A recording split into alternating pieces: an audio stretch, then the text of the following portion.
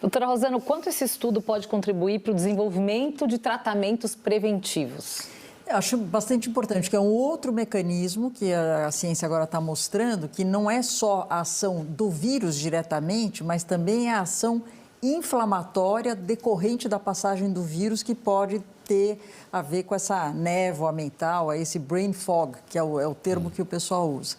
Isso de fato acontece. Então, esse estudo, só para a gente deixar claro, apesar de ter um número pequeno de pacientes, foi em autópsia e eles compararam quem teve Covid e que eles tinham visto alterações de imagem com quem não tinha tido Covid, para falar, olha, nem tudo está no carrinho da Covid. E mostra realmente que tem diferenças. Então, eu acho que esse estudo mostra que, do ponto de vista de prevenção e tratamento, se você tiver alguma forma de fazer anti-inflamatório que penetre nessa barreira, você evita que tenha essa consequência dessa névoa mental, que é realmente importante na vida das pessoas. A gente vê isso na prática e pode durar bastante tempo. A preocupação é essa. Pode durar para sempre, doutora Rosana? Os médicos ainda não têm essa resposta. Não, nós não temos essa resposta. O que a gente vê é que, como foi falado na reportagem, tem pacientes que até hoje tiveram Covid, sei lá, em 2021, até hoje sentem essa eu vou chamar de sequela, porque não deixa de ser uma sequela. Então, para quem ainda não tem certeza se vai fazer dose de reforço, tem que pensar que a doença está muito mais leve. Agora, as consequências da passagem do vírus independe da gravidade do quadro que você teve. Se você teve um Covid muito grave, foi para a UTI, etc., você vai ter outro tipo de sequela.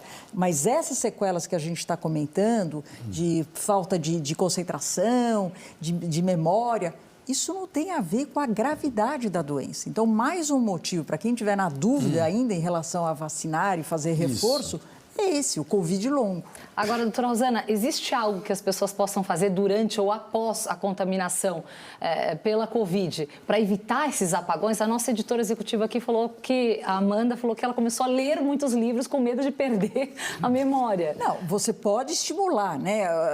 Como eu estou te falando, o mecanismo, a fisiopatologia de como acontece isso é fundamental que a gente decifre para saber como fazer essa prevenção. Se você, como eu te falei, se você desenvolver uma medicação que tem uma ação específica anti-inflamatória nesse local, de repente é uma boa ideia. O que ela fez, eu acho interessante, não tem comprovação científica ainda que isso vai mudar. Mas agora, não quero perder o paladar ou olfato, então eu começo a cheirar coisas de outros odores para ver se eu não perco. Isso a gente sugere depois que aconteceu, mas é uma ideia. Agora, se funciona, a ciência não mostrou ainda.